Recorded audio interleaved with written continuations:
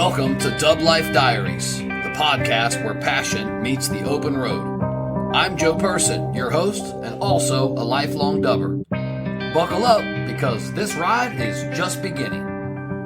This podcast is sponsored by Volksmania Magazine. Good times, great cars, awesome Volksmaniacs. Visit Volksmania.com to learn more about this class-leading VW magazine.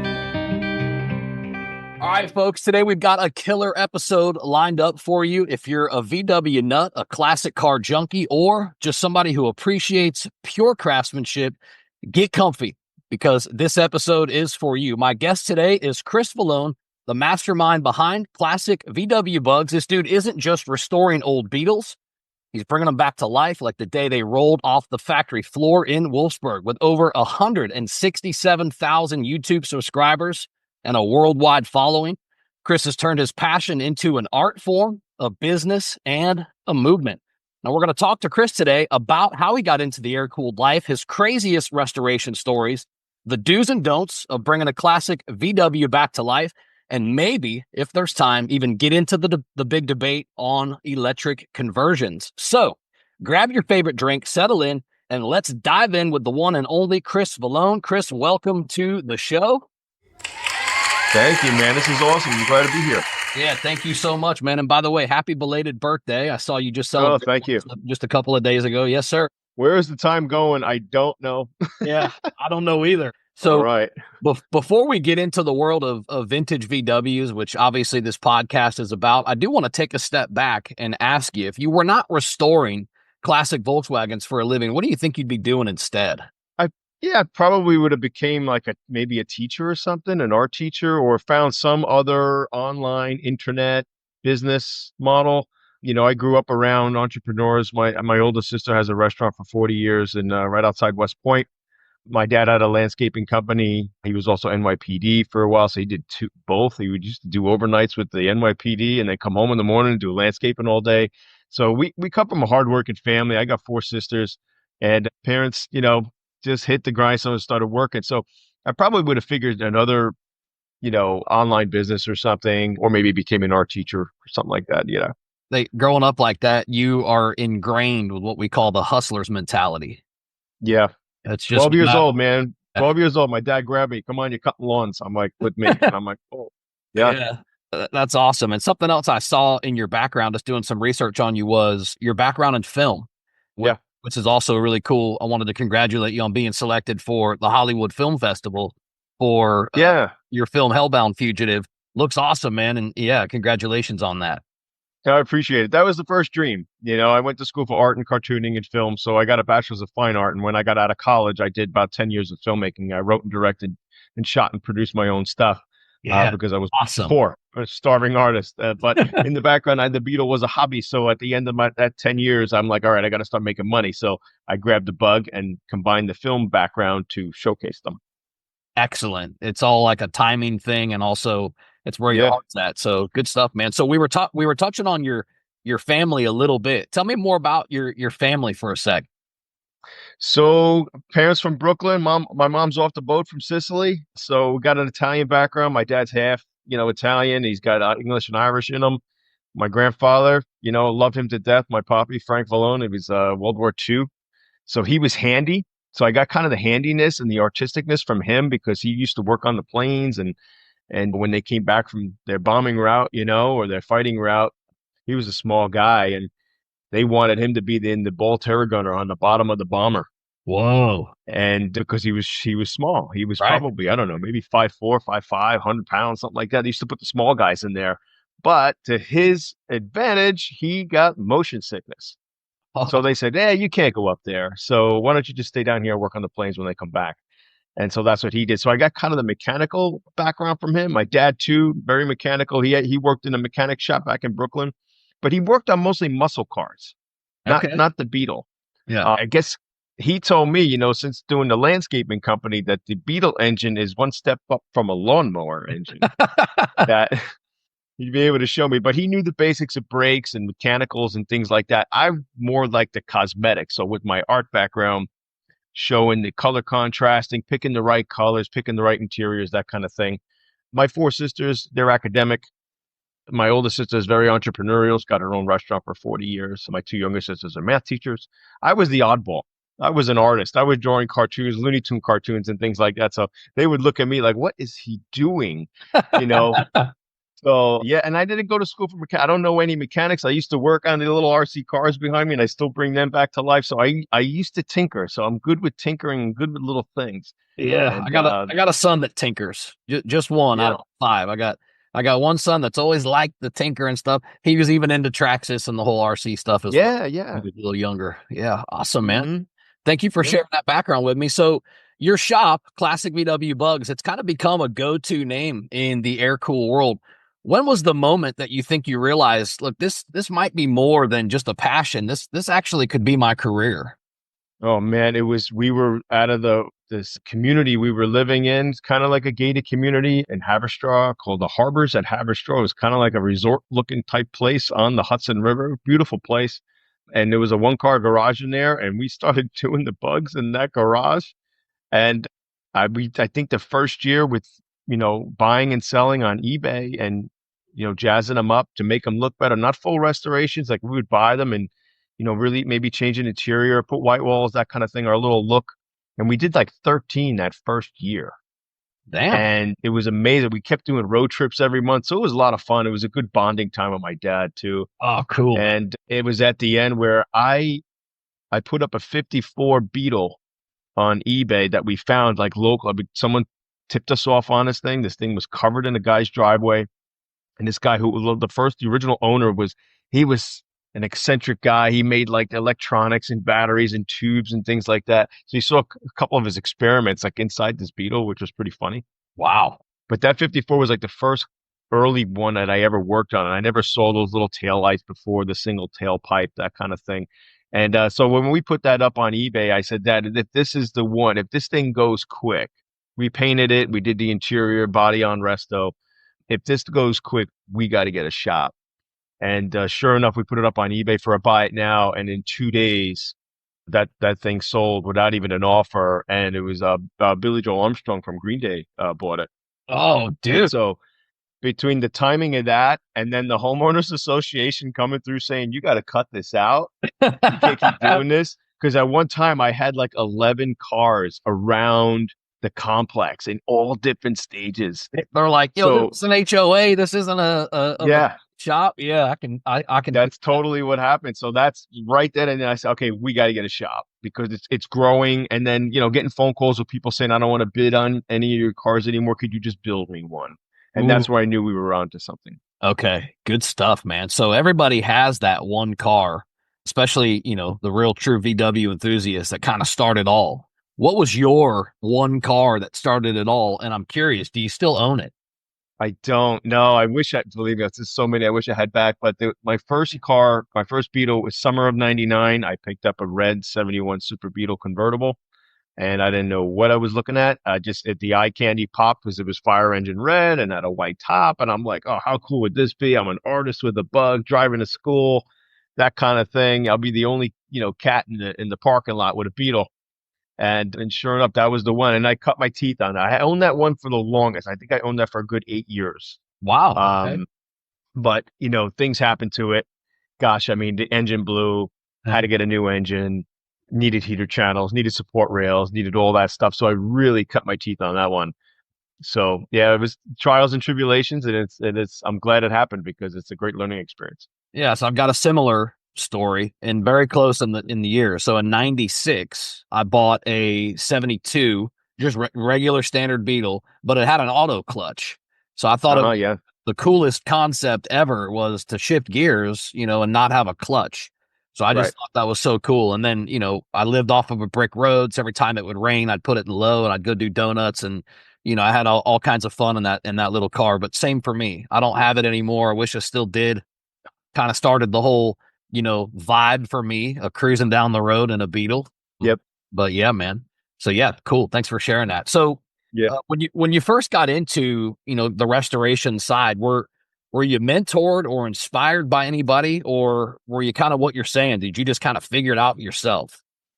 Yeah, I guess it was basically a combination of, my grandfather, a couple, his skills being kind of influenced by him, my dad, And then, in the beginning, we didn't have the internet so much, right? To find how-tos.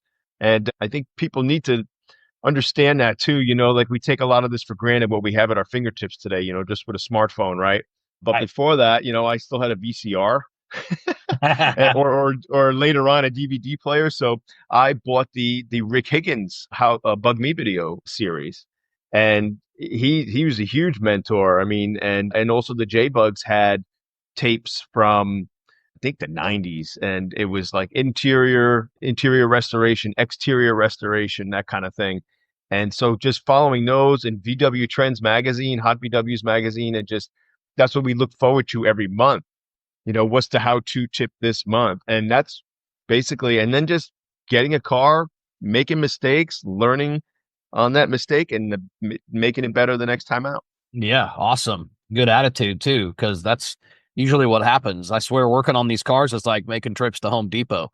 You never just Yeah, go no out for one doubt. trip. You're going Yeah, back about yeah. 4 or 5 times that day.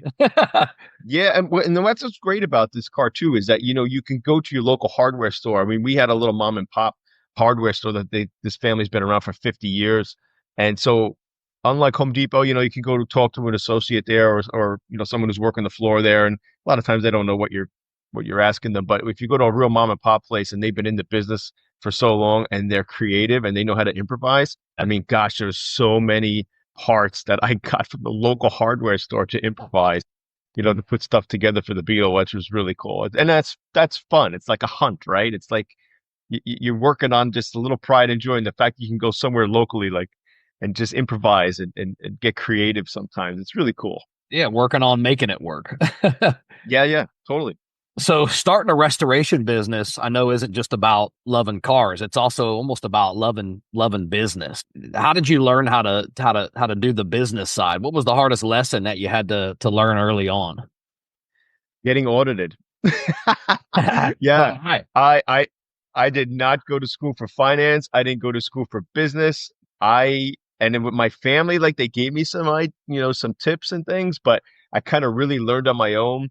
I thought I knew what I was doing, and I wasn't keeping tight books, Okay. and keeping tight numbers.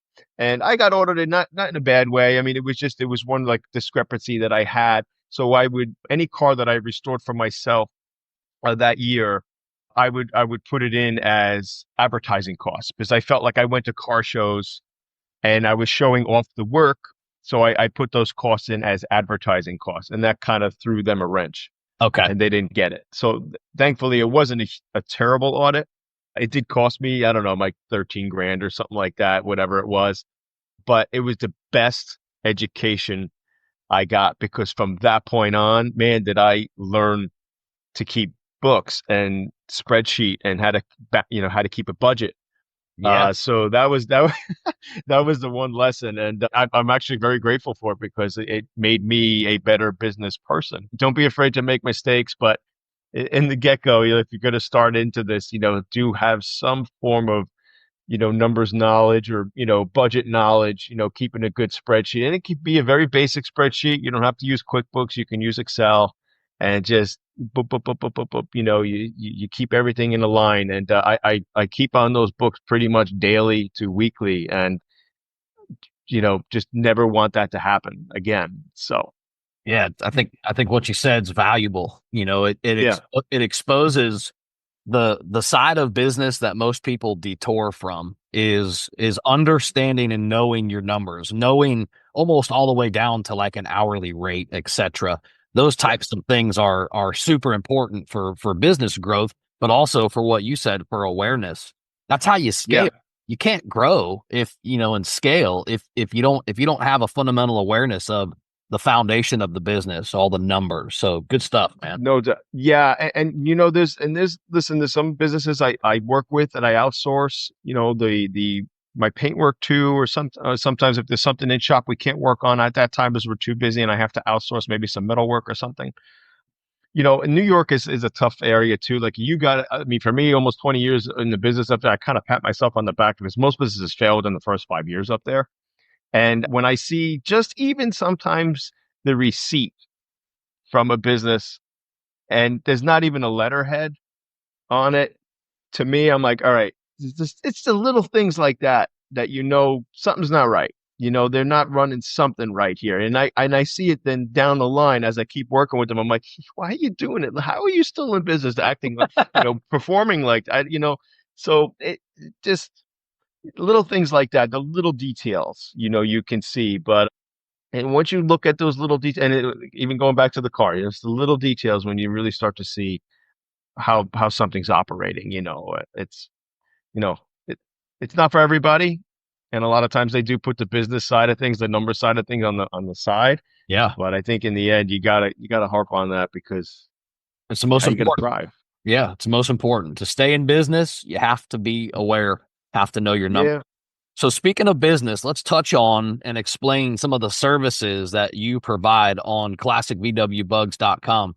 Just for the listeners that don't know, which is probably few and far between. I'm sure a lot of them know you, but you got build a bug, find a bug, buy a bug, and sell a bug. So, yeah. back up to the top. Let's talk about build a bug. Just tell me real quick, what is this and what services are offered here? That's the full restoration service. So build a bug is when somebody calls me and says, "Man, I was born in 66, 67, and I want you to either find me a 66 or 7, or I have one in my family already. Can you restore it for me? And I want it to showroom condition." Wow. Okay. Fantastic. So build a bug, it's truly whatever they want, you can build it type thing. Yep. Okay. So find a bug. Tell me what this is and what's offered here. So that's something where a person who can't afford a build-a-bug, because build-a-bug restorations can get high in cost, but this is like really centered around someone who's 15 grand mark, 25 grand mark, 30, 35, maybe 40, and they want a good looking bug that I didn't restore, but something that I can search for them across the world web. And I act as their agent to ask these sellers the hard questions, and I know what to look for, the little details Yeah. before we go purchasing. We might send an inspector if it's an out of state job, car to go look at it for us and get a full breakdown of the car. And then our services, if we do go with the purchase, the car comes to our shop and we do a full inspection on it because these cars are never 100%. There's always something not working. The horn's not working, the blinkers aren't working right. Maybe there's a stutter, a tune up or something. So I Yeah. like to make those cars turnkey for them, and then it gets shipped out to them. So someone who's a little, more budget conscious, but just wants a good looking car and ready to go. Okay. And that's find a bug. So let's talk about Yeah. buy a bug. Another avenue. So yeah, so if I have a car for sale, if I'm selling anything that's in my list, we come across cars, or somebody comes to me and say, "Hey, can you help me sell this car?" I'll put that on my site, and then people can buy a bug through me. Okay. And then lastly, there's sell a bug, which I'm gonna predict this is I can sell your car. Yeah, exactly, like a consignment service. So, we have a good social following, and a lot of times I can put a car up for sale just on my website or just posting it on social media, and in like 1, 2 days it's gone because we got a good targeted audience and people know what we sell. And I kind of vet to the owners, like I rarely put up a car that needs a ton of work or needs, restoration and that kind of thing. We're pretty much going to be selling a car that's ready to go turnkey. And we also do inspect that car and go through repairs prior to selling it. Yeah. So So if if there's a you're problem putting with your this name guy's on it, car, yeah, yeah, you're putting your name and everything on it, it's gonna be what they can count on. So right. yeah. Yeah. And then what I'm going into now, what we'll touch on later, of course, is I put bunch of money and time into this new feature on my site, and it's going to be auctions. So just air cooled Volkswagen auction. So if someone wants to sell a car through me, I'm going to be putting it up on an auction. But I want to keep the human element involved in this, so people could still pick up the phone and call me and ask me questions about this car that's currently on auction. Yeah. Or we can do a live Q&A like we're doing something like this. And talk with the owner about the car to kind of keep this human element. And I know we're using internet, every tech every day. And I feel like the personalization is just it's just getting so big. And I want to keep personalization involved. Yeah, no, that's a great touch. So a lot of people know you through obviously your YouTube, tons of followers there. Do you remember the first video that you ever uploaded? I actually had a check last night, and the first video I think was a white 67 that I posted for an eBay auction. Okay. So I wasn't thinking as YouTube as the promoter yet or the marketing tool just yet. I was just using it to, house the video so I can embed it into the eBay auction, which was very new at the time. eBay was, just getting into that. Prior to that, I actually had to upload the video to my server and then embed it into the eBay code, Wow. the HTML code to do that. So they weren't implementing YouTube stuff just yet. But that white 67, I remember, I think we bought that car from Florida and shipped it up and did some fixes to it, and then we resold it. So yeah, that was the first one. But All the first right. like how to was just a few videos after, and I think it was in the one car garage where we started, Yep. and I was talking about the shifter. And you got an amazing audience. I know your content super detailed. It's clear, obviously, even now asking about your background and your family, it's clear that you care about educating people. What do you think sets your videos apart from other restoration channels? Just I guess maybe just being down to earth, just being humble, and the way I am in life is the way I am right here on the camera. I don't put on an act. I just want to be genuine. And we had some networks come to us like Netflix, and we sat with some people, Spike TV, the Discovery Channel, all that kind of stuff to do a show. And they all they all rejected us because we didn't do drama. I Uh, wasn't going to be like the choppers where I'm screaming at my father and cursing right. at him and throwing wrenches at him. Yeah. Yeah. So, Not our vibe, it, dude. Not our and vibe. I get it. That's the drama. That's the pull. That's what sells tickets. But I couldn't do that to my dad. And so with my videos, I try to just come off genuine and just, I'm not here to showboat, really. Well, I think that's probably what I can say sells probably the best, right? Is just real human element, Yeah. real. No fake, no. I mean, I'm all right with being prepared and stuff, but yeah, I'm the same way. I'm a real dude as well, and I think that's probably nature of why I do what I do, and I'm successful with it. I'm just a real dude. I think so, and that's where the longevity comes in. There's no because that going that other route. I mean, you have your high, but then you can crash, man. I mean, it's you can be a complete sellout, and then that kind of Yeah, trend phases out or whatever. But I think when you yeah, just stay true to your roots, then you just have that gradual incline, and it just everything goes smoothly. You're not this overnight success, yeah, yeah. that kind of thing. It's a marathon, right? So Yes, I see a lot of YouTube personalities that see success on there. That's what they talk about. Hey, just stay consistent. yeah. You're not going to be an overnight success. It just stay consistent, and that's what followers engage with. But speaking on YouTube, has there ever been a time where you thought, maybe I'm done with this? Have you been frustrated yourself with YouTube? What keeps you going? The people keep me going. That's one thing. I mean, my audience keeps me going, and the fact that I get, about 3 hours of, you know, text or mail a day through my global, well, like the international audience. So, like, I start in the morning, and I get a ton of email, and a lot of it's questions through Facebook and YouTube and Instagram, and I'm trying to respond to all. I'm not really like the one guy that does all this, Dude, man, the social. full time It gig. is. Yeah, it really is. Like, part of my, where I'm at with my business right now is I'm doing all this behind the screen clerical work now. I rarely work on the cars anymore because I'm running the business, the A back end of business. it all. Yeah, exactly. Yeah, it's the boring stuff, to be honest with you. I'd love to be back in there and finding a gem and tinkering with it. But I know people say, hey, why don't you hire someone? But I guess I don't know. God, my just the way we were raised. I don't know. Yeah, I mean, there was plenty of times where, because YouTube again is a roller coaster ride. It's very hard to track that algorithm. And, I try to keep up with the gurus and stuff out there, but what they say sometimes is already 6 months old. Right. So you might try some implementation of techniques. And I've even hired some people to help me out and see what they think. And they're like, nah, man, just keep doing it. It's just YouTube. It's what it is.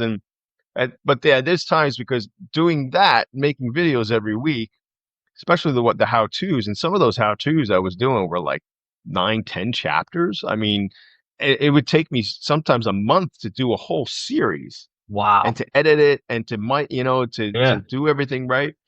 And then, gosh, when you put the video up and maybe it does okay, it doesn't, go crazy viral. Sometimes it get a little frustrating. So there were a few times, I think I did take a break one time for like 6 months, and then everybody thought I vanished off the planet. Because Everyone they're thinks, used to oh your my God, consistency. Yeah. yeah, did you die? Did you Yeah. go out of business? Is everything okay? And I'm like, oh, fine, everything's good. We're just and it was funny. The 6 months I took off, I mean, the business did so well. I mean, I almost felt like at one point, God, I don't need the YouTube. I don't need to be putting so much time into it anymore because we're still doing really well here. And thankfully, a lot of our content is evergreen.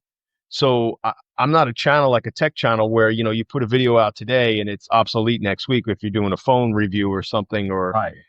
my headliner videos from 10, 12 years ago are still relevant today. You can go back to those and still use the same techniques, Yes. you know? So thankfully I got a channel like that. But yeah, it's, there's times where it's frustrating, but then I keep saying to myself, you know what? Life's too short. If I keep harping on this, you go insane because YouTube is a beast. Google, that is a beast. And, I just keep throwing content out just to, make I want everyone to still feel we're all connected. And, Yeah. Yeah. it's a nice little beautiful world. We're a niche. That's all.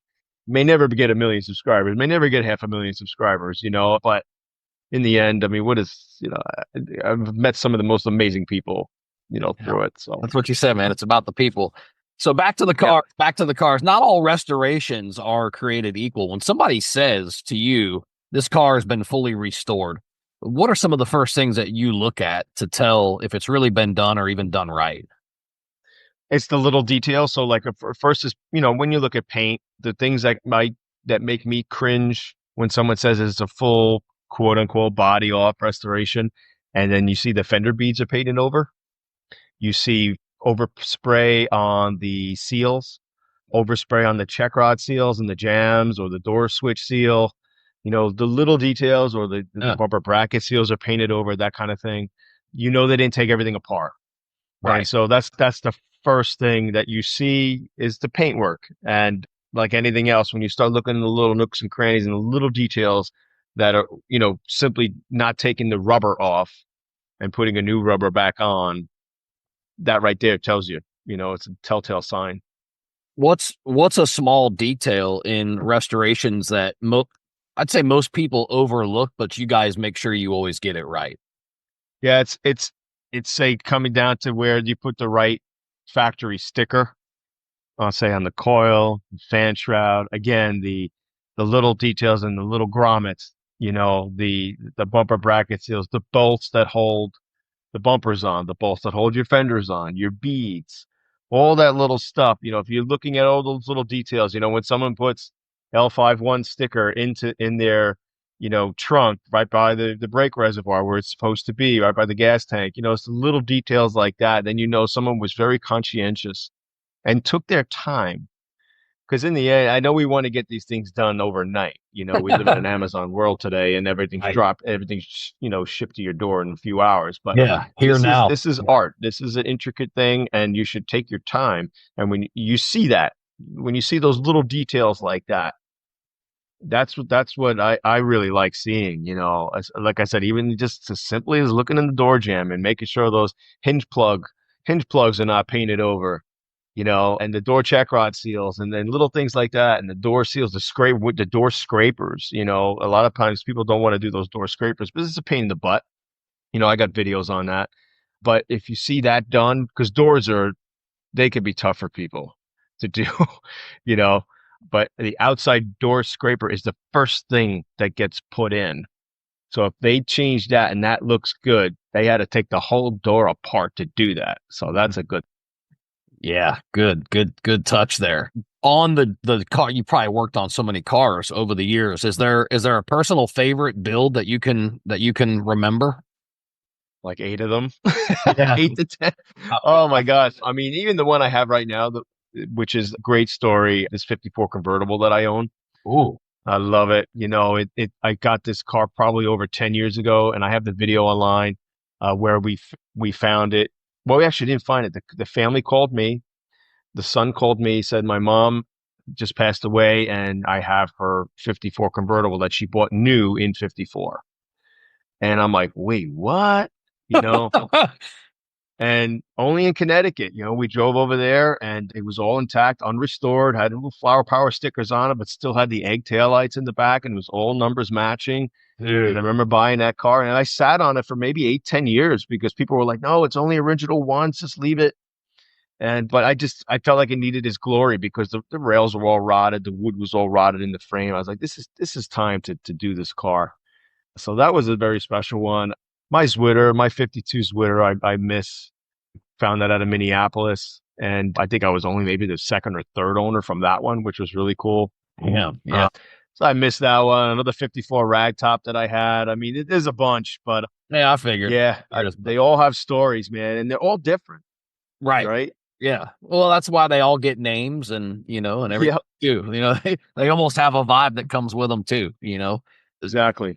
Sometimes you even have to wait till you meet the car before you can even think about naming it. No doubt. Yeah.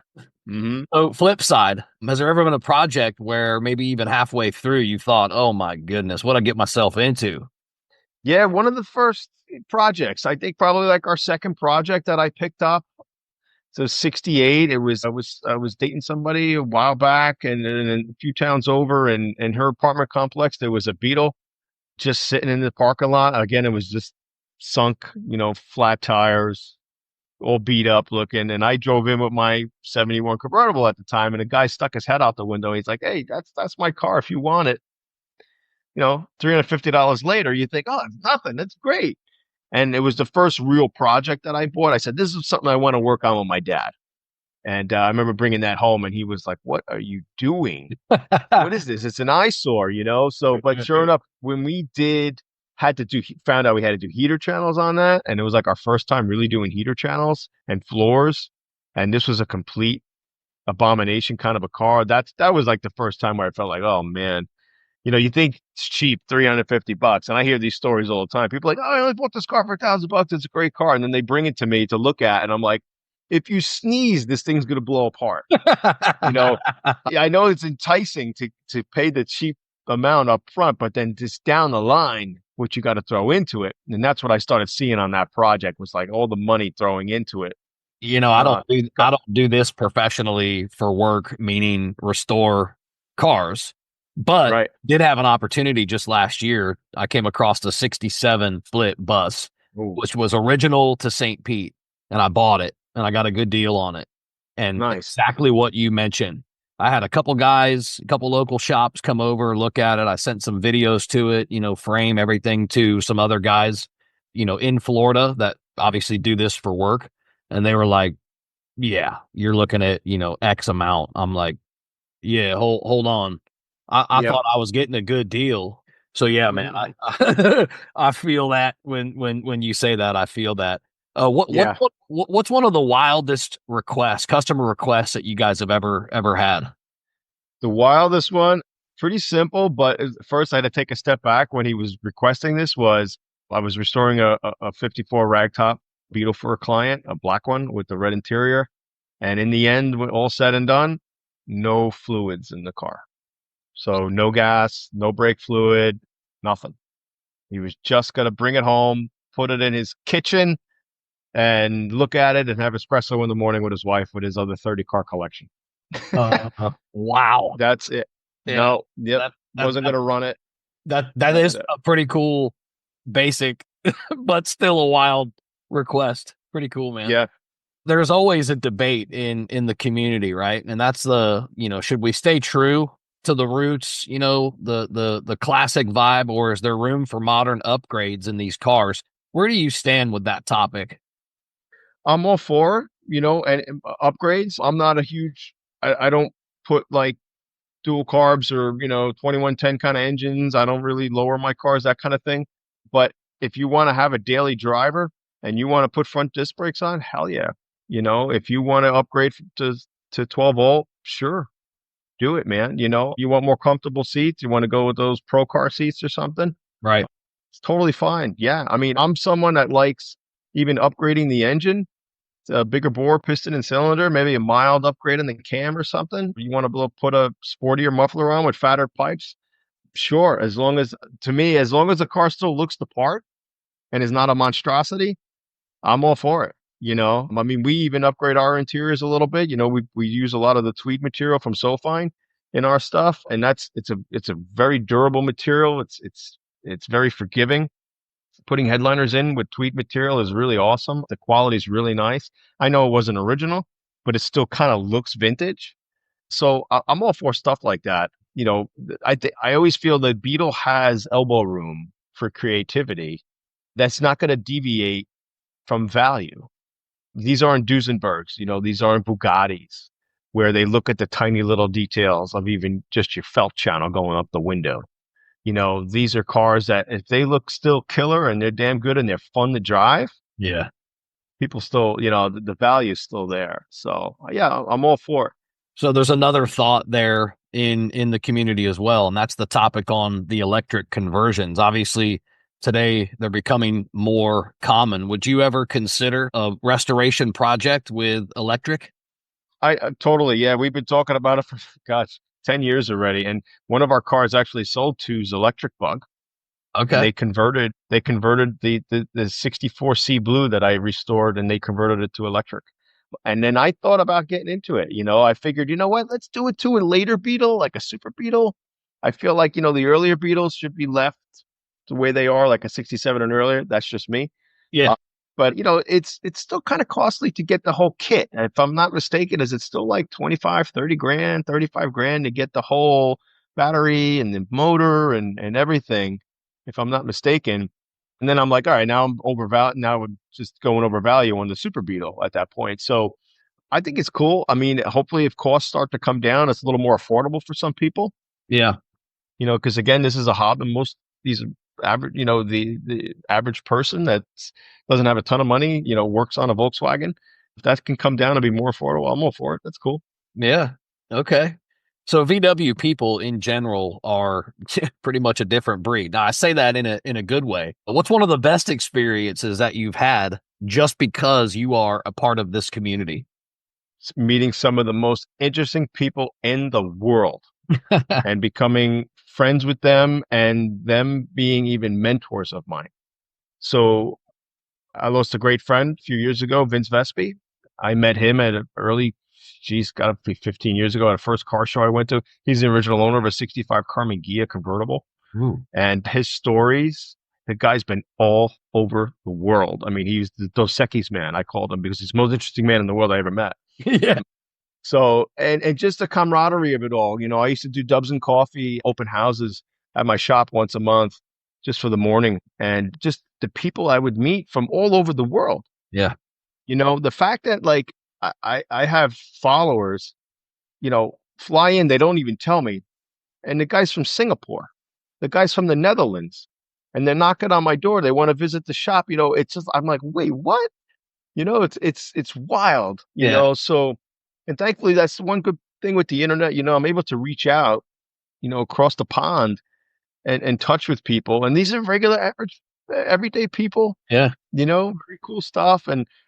But it's always the stories, right? It's always about my dad had this. I mean, we went to a car show once and I had my 51 black split window at the time.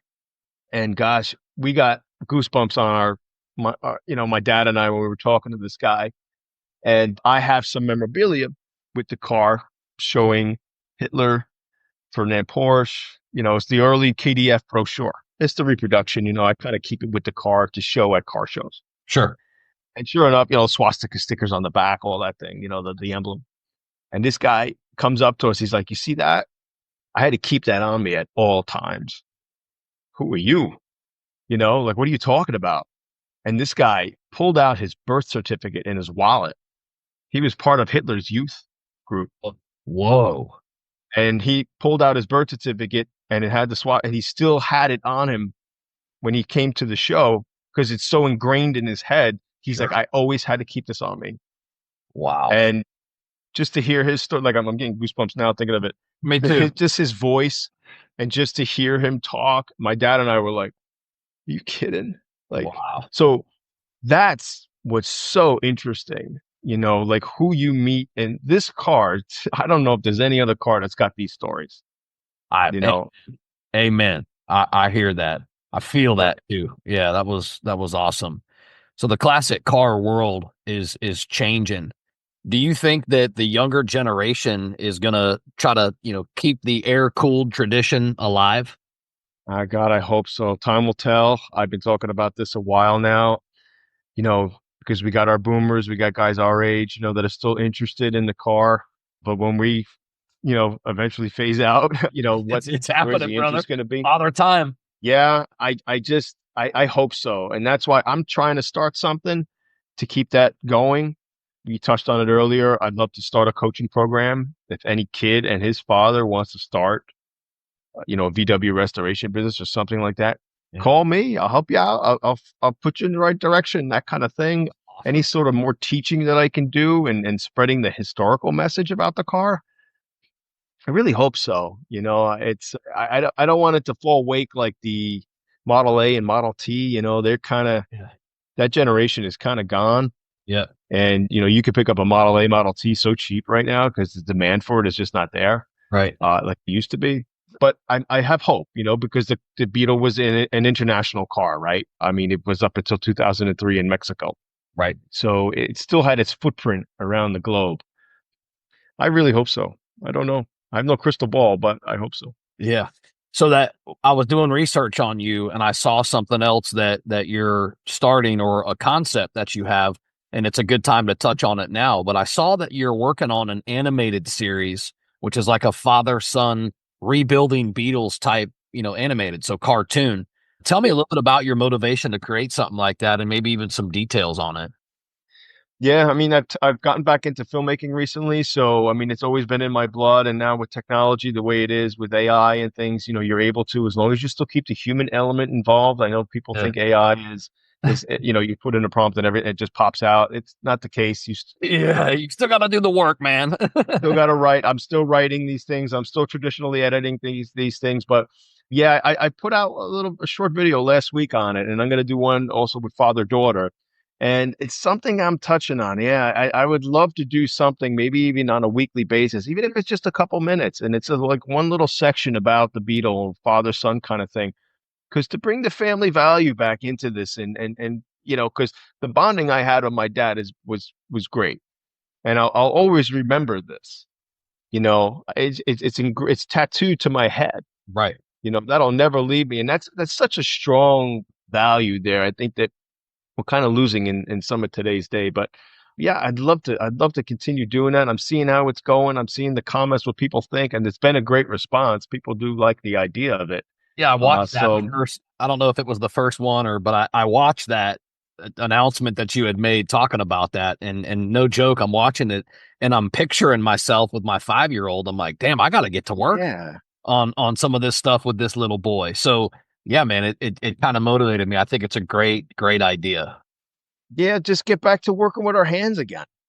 Yeah, You man, know, I love I that. mean, my first experience working with my hands was on the little cars back here and building the car with my dad, the little Monster Beetle or the Blackfoot or the Clodbuster, in our basement, and we're tinkering with things. And if Yeah. the Beetle's definitely like just a bigger version of an RC car, and just to be able to tinker with it, telling you, home tools, you're good. Yeah.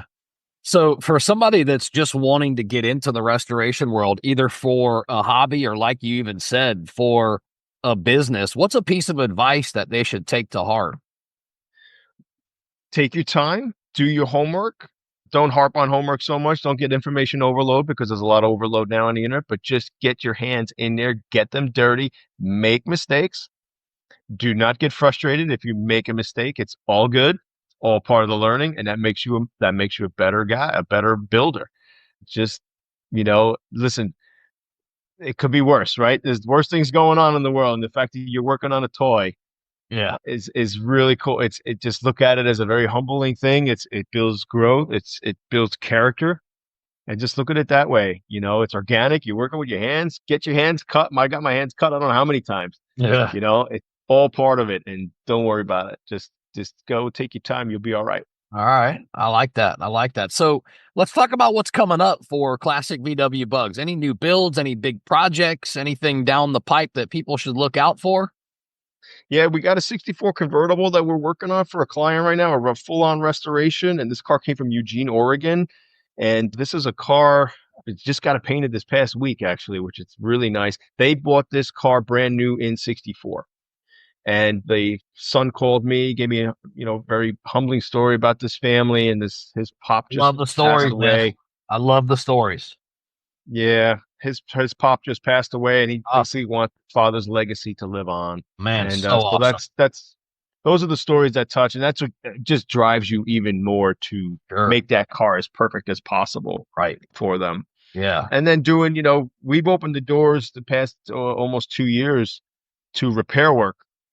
And so I never did repair work before, and it's only been always was restoration. But the fact that I opened up for repair work, the word has gotten out, and I've I've hardly even publicized that, but the word has gotten out that we got such a flow of cars Oh, coming in man. now, which is really nice. Yeah. So that's really cool to keep that going. Because I'm one of the few, even in where I'm at the Northeast region, there's not many people that want to even work on them anymore, especially like the late models, like the fuel injected, 79 fuely cars. No one wants to work on them, so they're coming to us, that kind of thing.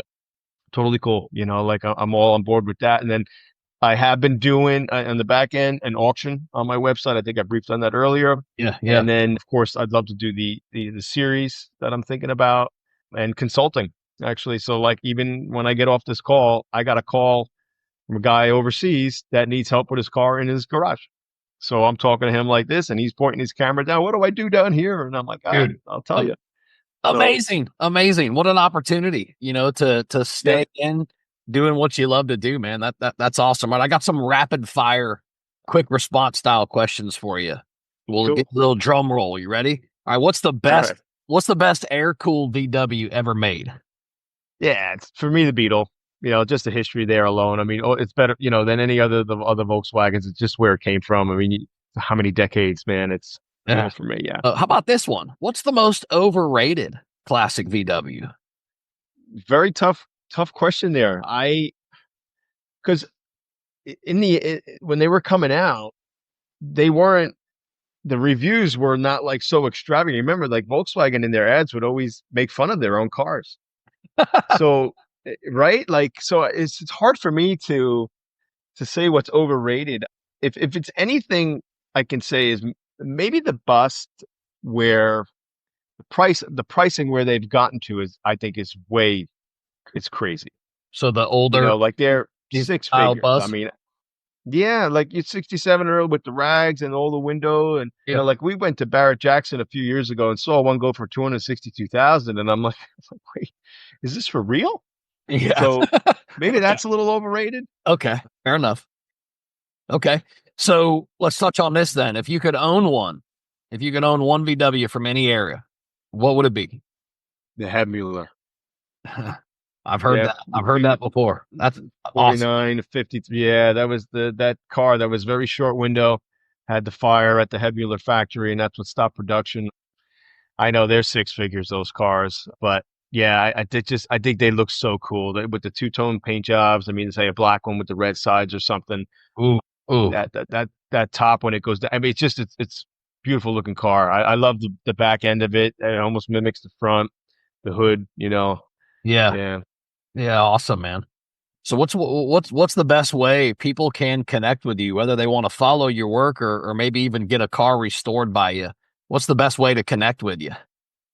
I still love the old fashioned way. Pick up the phone and give me a call, 845-290-9900. And primo communication there. But if you're still a tech person and you want to just email me or call me or text me or something, I'm on all the platforms, between Instagram and Facebook, Twitter, my website, my YouTube channel. There's all those contact ways in there. Email is chris@classicvwbugs.com.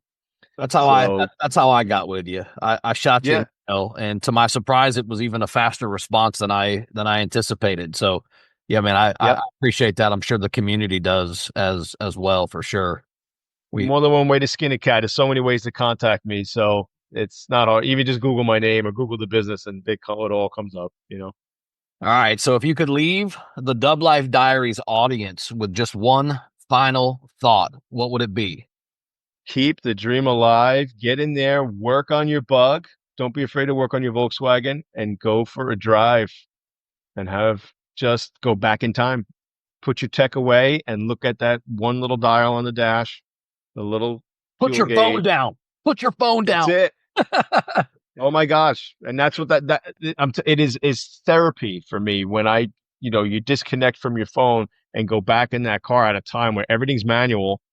I don't have to go through a console to turn my air on, right? You don't have to go through a screen, Right. to just turn your air on or something. Yeah, just that's all I can say is just keep the hobby alive, keep the dream alive, get in there, get some wrenches on your car and get off the screen. Stop, you know, going on some of the forums and bashing people back and forth about what oil is not good and this oil is.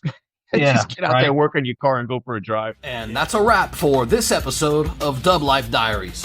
Thanks for riding along with us and diving into these incredible stories of the people in the dubs that drive their dreams.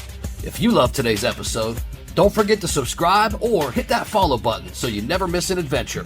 Do you have a story to tell or know somebody else who's living the dub life? Awesome! Reach out to us. You can find us on all socials at Dub Life Diaries or shoot me an email. I'm not hard to find. dublifediaries@gmail.com. Until next time, keep the engines humming and the wheels turning and always follow the road that inspires you.